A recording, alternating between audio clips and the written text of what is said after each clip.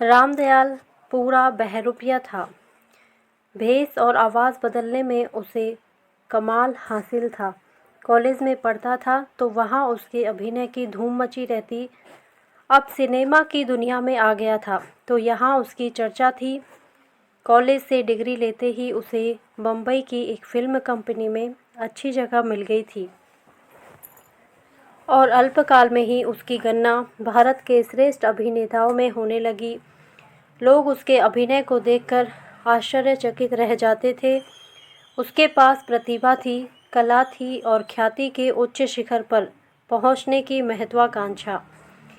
इसलिए जिस पात्र की भूमिका में काम करता, बहरूप और अभिनय में वह बात पैदा कर देता कि दर्शक अनायास ही वाह वाह कर उठते। फिर हफ्तों उसकी कला की चर्चा लोगों में चला करती।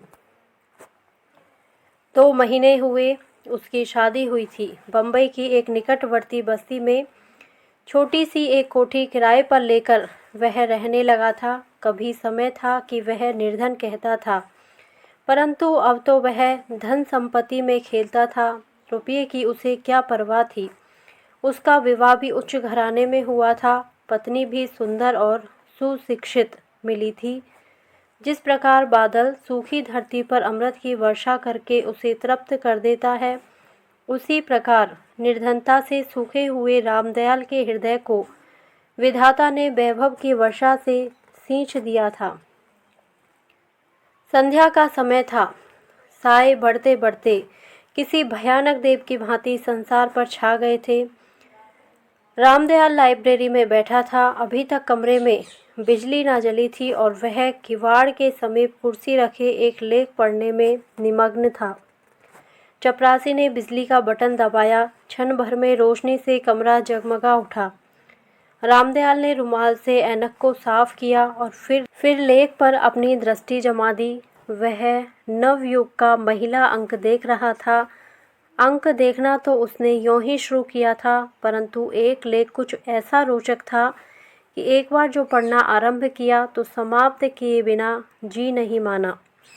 लेख में किसी अभिनेता के अभिनय की विवेचना न थी। छद्मवेश कला पर कोई नई बात न लिखी गई थी। एक सीधा साधा लेख था जिसमें नारी स्वभाव पर एक नूतन दृष्टिकोण से प्रकाश डाला गया था। एक सर्वथा नई बात थी। लिखा था, स्त्री प्रेम की देवी है। वह अपने प्रिय पति के लिए अपना सर्वस्व निछावर कर सकती है। वह उसकी पूजा कर सकती है, पर यदि उसका पति उसके प्रेम की अवहेलना करे, उसकी मोहब्बत को ठुकरा दे, तो अवसर मिलने पर वह अपने प्रेम की तृषा बुझाने के लिए किसी दूसरी चीज़ को ढूंढ लेती है, चाहे वह चल हो या अचल, सजीव हो या निर्जीव। यह प्रकृति का नियम है। रामदयाल उठा और गंभीर मुद्रा धारण किए हुए पुस्तकालय के बाहर निकल आया। सड़क रोशनी से नववधू की भांति सज रही थी। रामदयाल अपने हृदय की गति के समान धीरे धीरे चला जा रहा था। उसे देखकर कौन कह सकता था कि यह वही प्रसिद्ध अभिनेता है जो अपनी कला से भारत भर को चकित कर देता है। उर्मिला उसकी पत्नी अनुपम सुंदरी थी। कल्पना से बनी हुई सुंदर प्रतिमा सी मीठे मादक स्वर में रूप में विधि ने उसे जादू दे डाला था।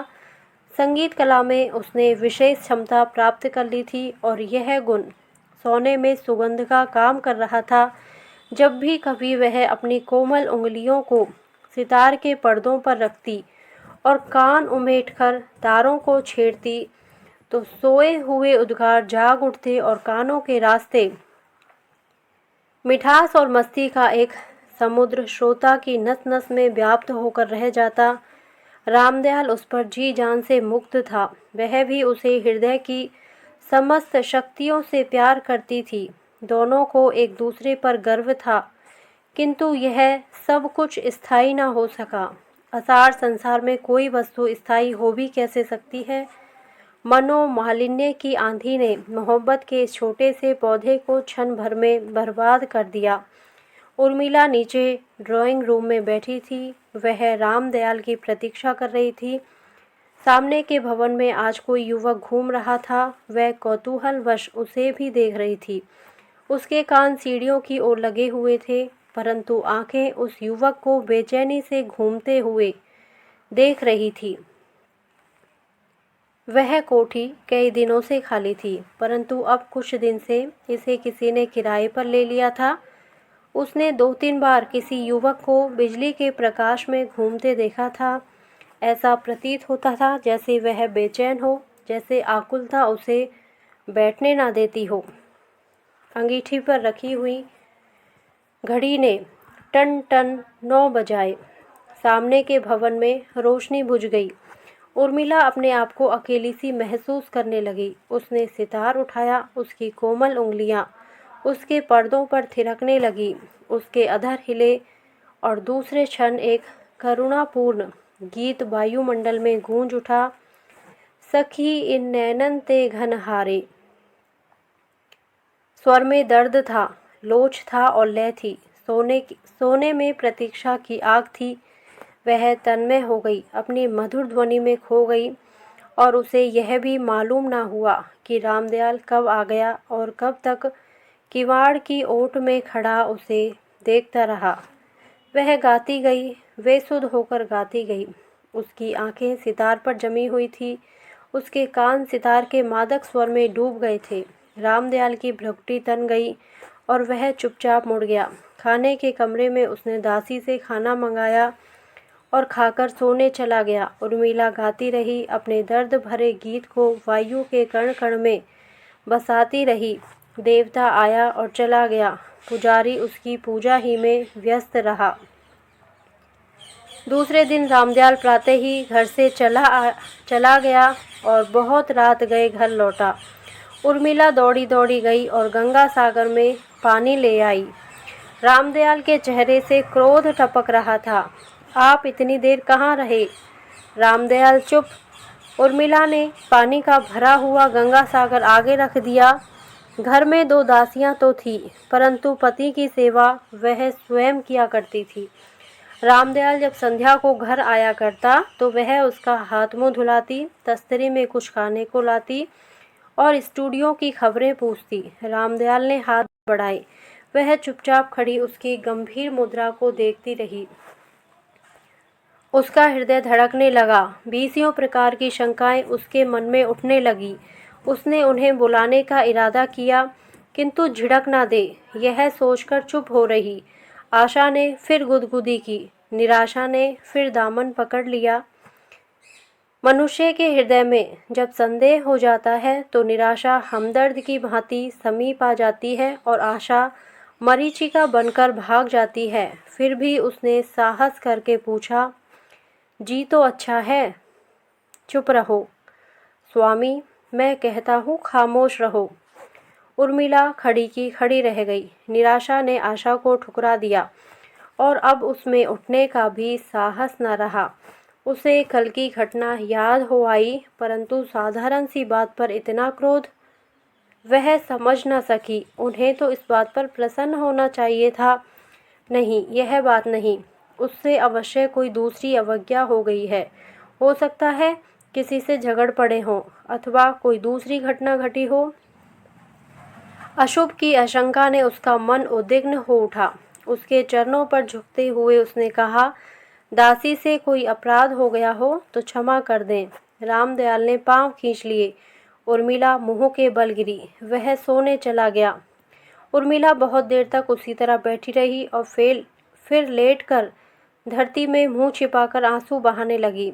उसे विश्वास न होता था कि उसके पति ने इतनी सी बात पर उसे नज़रों से गिरा दिया है। रामदयाल के प्रति उसके मन में कई प्रकार के विचार उठने लगे।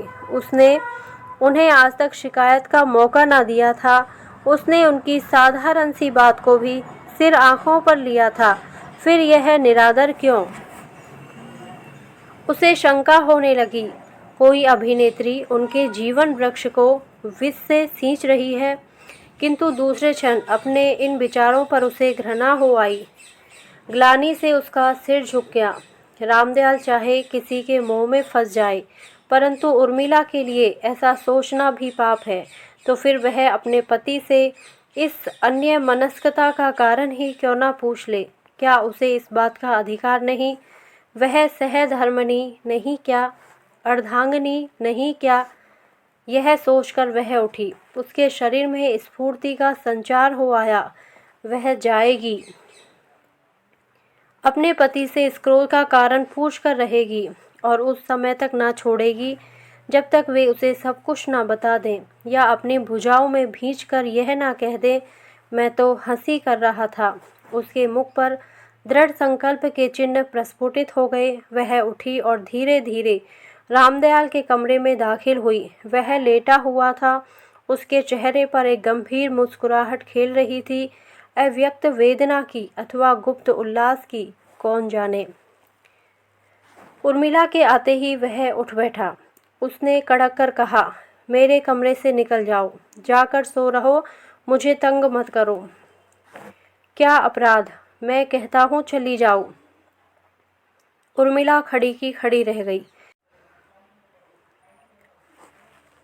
जैसे किसी जादूगरनी ने उसके सिर पर जादू की छड़ी फेर दी हो। वह स्फूर्ति और संकल्प जो कुछ देर पहले उसके मन में पैदा हुए थे, सब हवा हो गए। इच्छा होने पर भी वह दोबारा ना पूछ सकी। उदासी का कारण पूछना, उस अकारण क्रोध का गिला करना, अपने कसूर की माफ़ी मांगना, सब कुछ भूल गई। कल्पनाओं के भव्य प्रासाद पल भर में धराशाही हो गए। वह चुपचाप वापस चली आई और सारी रात गीले बिस्तर पर सोए हुए मनुष्य की भांति करवटें बदलती रही। नींद न जाने कहाँ उड़ गई थी। समय के पंख लगाकर दिन उड़ते गए। रामदयाल अब घर में बहुत कम आता था। उर्मिला को सेवा के लिए 2 दासियों में एक और की वृद्धि हो गई। वह उनसे तंग आ गई थी। वह सेवा की भूखी ना थी, मोहब्बत की भूखी थी, और मोहब्बत के फूल से उसकी जीवन वाटिका सर्वथा शून्य थी। बरसात के बादल आकाश पर घिरे हुए थे।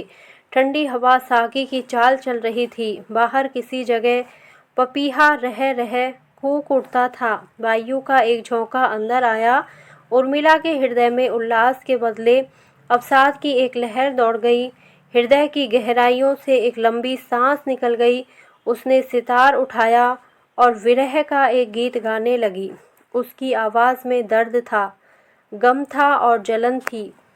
वायुमंडल उसके गीत से झंकृत होकर रह गया। अपने गीत की तन्मयता में वह बाह्य संसार को भूल गई।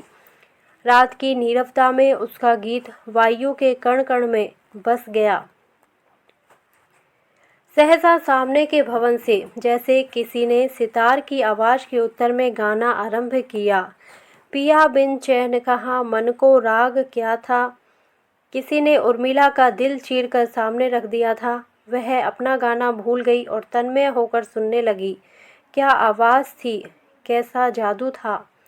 रूह खिंची चली जाती थी। 1 महीने से वहाँ कोई सितार बजाया करता था, किंतु उर्मिला ने कभी उस ओर ध्यान न दिया था। आज न जाने क्यों उसका हृदय अनायास ही गीत की ओर आकर्षित हुआ जा रहा था। इच्छा हुई खिड़की में जाकर बैठ जाए, परंतु फिर झिझक गई।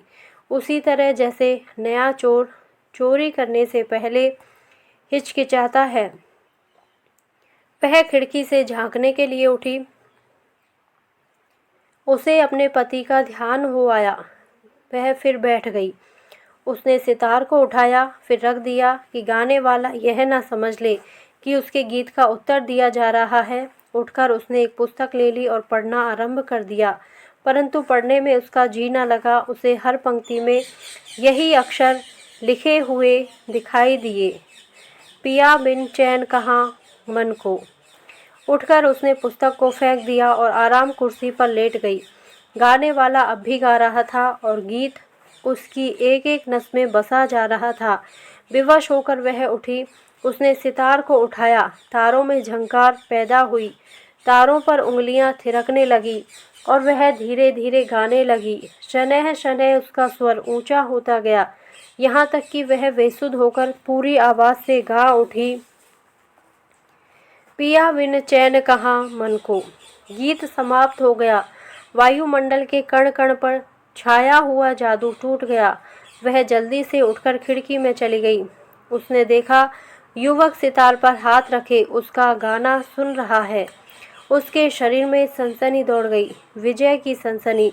उस समय वह रामदयाल, उसकी मोहब्बत, उसकी जुदाई, सब कुछ भूल गई।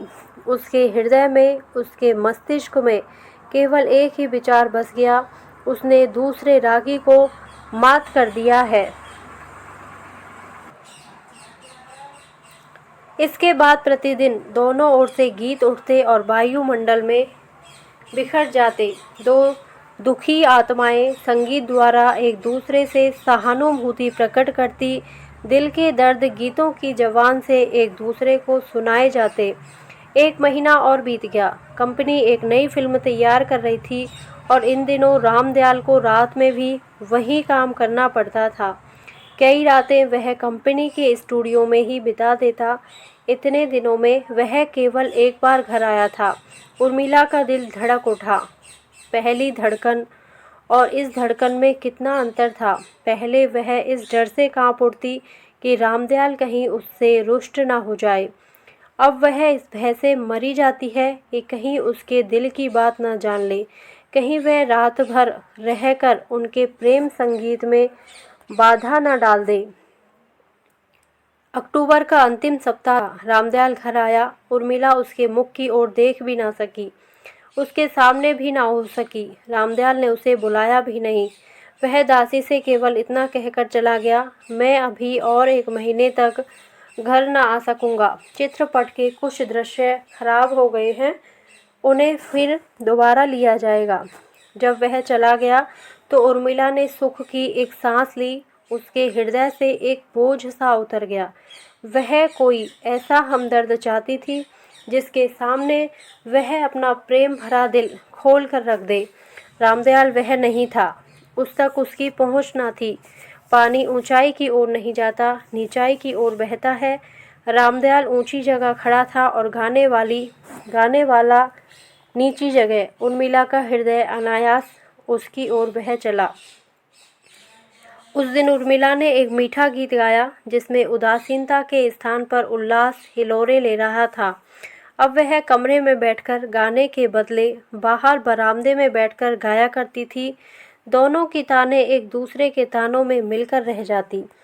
उनके हृदय कब के मिल चुके थे। संध्या का समय था। उर्मिला वाटिका में घूम रही थी। उसकी आंखें रह रहकर सामने वाले भवन की ओर उठ जाती। उस समय वह चाहती थी कहीं वह युवक उसकी वाटिका में आ जाए और वह उसके सामने दिल के समस्त द्वार खोल कर रख दे। वह अकेला ही था, यह उसे ज्ञात हो चुका था, किंतु कभी उसने दिन के समय उसे वहां नहीं देखा। अंधेरा बढ़ चला था और डूबते हुए सूरज की लाली धीरे धीरे उसमें विलीन हो रही थी। ठंडी बयार चल रही थी, प्रकृति झूम रही थी और उर्मिला के दिल को कुछ हुआ जाता था, कुछ गुदगुदी सी उठ रही थी। वह एक बेंच पर बैठ गई और गुनगुनाने लगी। धीरे धीरे यह गुनगुनाहट गीत बन गई और वह पूरी आवाज़ से गाने लगी। अपने गीत की धुन में मस्त वह गाती गई। वाटिका की फसील के दूसरी ओर से किसी ने धीरे से कंधे को छुआ। उसके स्वर में कंपन पैदा हो गया और वह सिहर उठी। आप तो खूब गाती हैं। बैठे बैठे उर्मिला ने देखा वह एक सुंदर बलिष्ठ युवक था। छोटी छोटी मूछें ऊपर को उठी हुई थी, बाल लंबे थे और बंगाली फैशन से कटे हुए थे। गले में सिल्क का एक कुर्ता था और कमर में धोती। उर्मिला ने कनखियों से युवक को देखा। दिल ने कहा भाग चल, पर पांव वहीं जम गए। पंछी जाल के पास था, दाना सामने था, अब फंसा कि अब फंसा। आपके गले में जादू है। उर्मिला ने युवक की ओर देखा और मुस्कुराई। वह भी मुस्कुरा दिया। बोली, यह तो आपकी कृपा है, नहीं तो मैं आपके चरणों में बैठकर मुक्त तक सीख सकती हूँ। वह हंसा। आप अकेले रहते हैं? हाँ। और आपकी पत्नी? वह एक फीकी हंसी हंसा। मेरी पत्नी कहाँ है? इस संसार में मैं सर्वथा एकाकी हूँ। मोहब्बत से ठुकराया हुआ यहाँ आ गया हूँ। कोई मुझे पूछने वाला नहीं, कोई मुझसे बात करने वाला नहीं। युवक के स्वर में कंपन था। उर्मिला ने देखा उसका मुख पीला पड़ गया है और अवसाद और निराशा की एक हल्की सी रेखा वहाँ साफ दिखाई देती है। उसके हृदय में सहानुभूति का समुद्र उमड़ पड़ा और उसकी आंखें डबडबा आई। वह दीवार फांदकर बेंच पर आ बैठा। उर्मिला अभी तक बैठी ही थी, उठी न थी। वह तनिक खिसक गई, किंतु उठने का साहस अब उसमें नहीं था। युवक ने उसका हाथ अपने हाथ में ले लिया। उर्मिला के शरीर में सनसनी दौड़ गई। उसने हाथ छुड़ाना चाहा। युवक की आंखें सजल हो गई। उसका हाथ वहीं का वहीं रह गया। वह फिर बोला, मेरा विचार था मैं यहाँ आकर एकांत में गाकर अपना दिल बहला लिया करूँगा।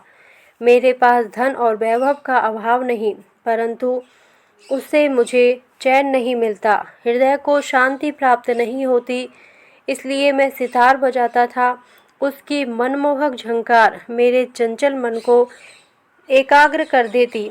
उसमें मुझे अपार शांति मिलती थी, परंतु अब तो सितार भी बेबस हो गया है। वह भी मुझे शांत नहीं कर सकता। मेरी शांति का आधार अब मेरे सितार बजाने पर नहीं रहा।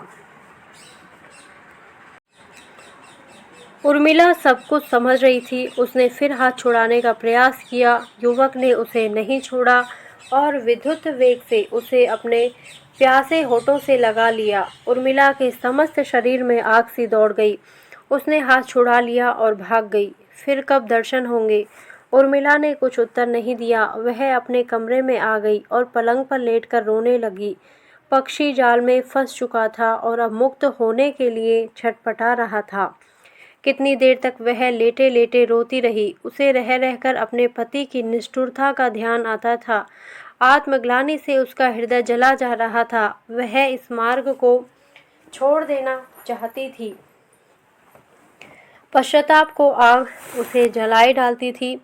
वह चाहती थी उसका पति आ जाए, उसके पास बैठे, उससे प्रेम करे और वह उसके चरणों में बैठकर इतना रोए कि उसका पाषाण हृदय पानी पानी हो जाए।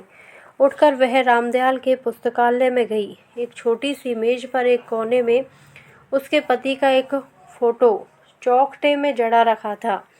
उसने उसे उठाया, कई बार चूमा और उसकी आंखों से आंसू बह निकले। रामदयाल के पैरों की चाप से उसके विचारों का क्रम टूट गया। वह उठी और सच्चे हृदय से उसका स्वागत करने को तैयार हो गई।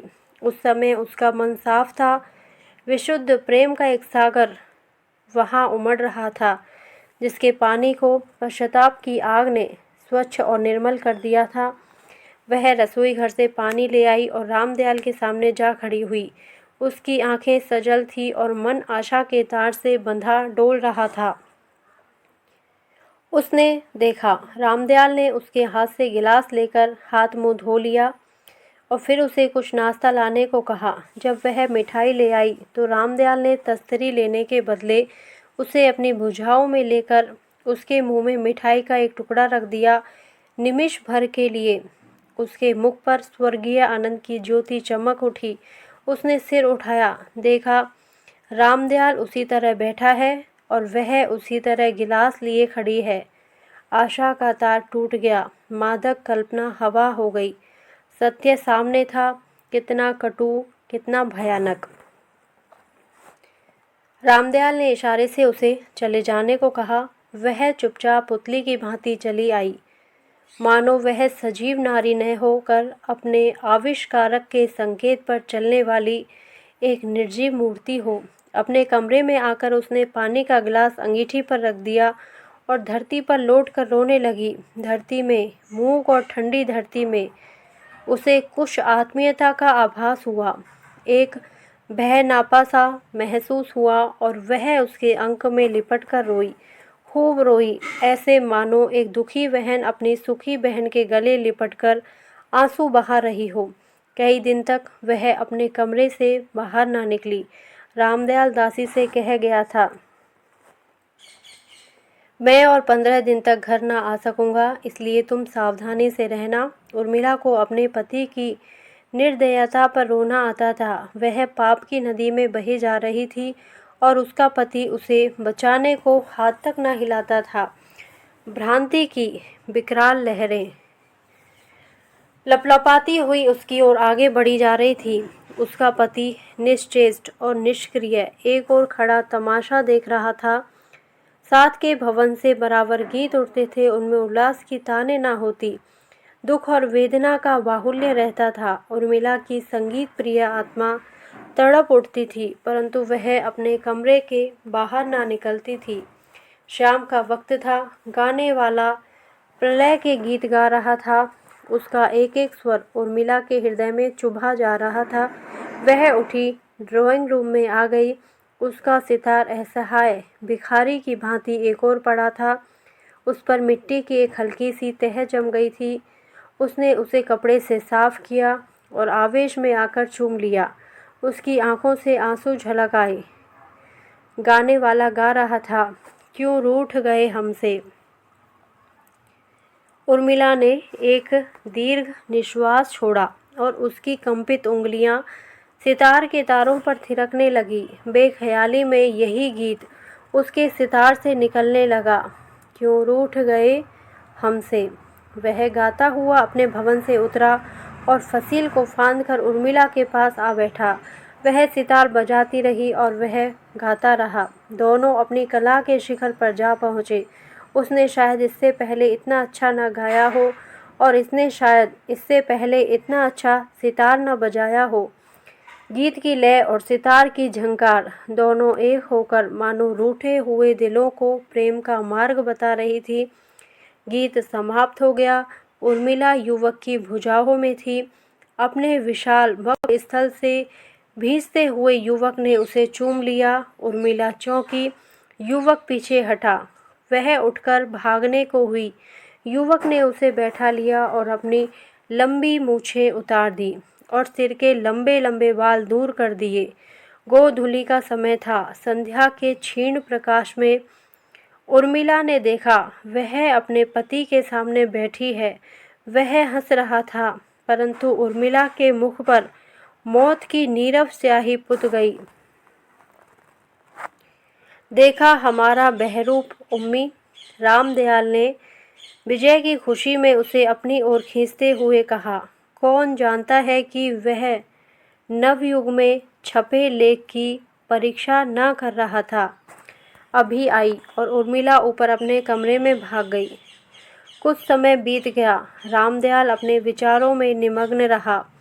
उसके विचारों का क्रम उर्मिला के कमरे से आने वाली एक चीख से टूट गया। भागकर ऊपर पहुंचा। देखा उर्मिला के कपड़ों को आग लगी हुई है और वह शांत भाव से जल रही है। रामदयाल कांप उठा। उसने उसे बचाने का भरसक प्रयत्न किया, पर वह सफल न हुआ। शमशान में उर्मिला का शव जल रहा था और मूर्तिवत बैठा रामदयाल अपनी मूर्खता और नारी हृदय की इस पहेली को समझने का प्रयास कर रहा था। धन्यवाद। यदि आपको ये कहानी अच्छी लगी हो तो प्लीज़ मेरे वीडियो को लाइक करें, शेयर करें और मेरे चैनल को सब्सक्राइब करें। Thank you.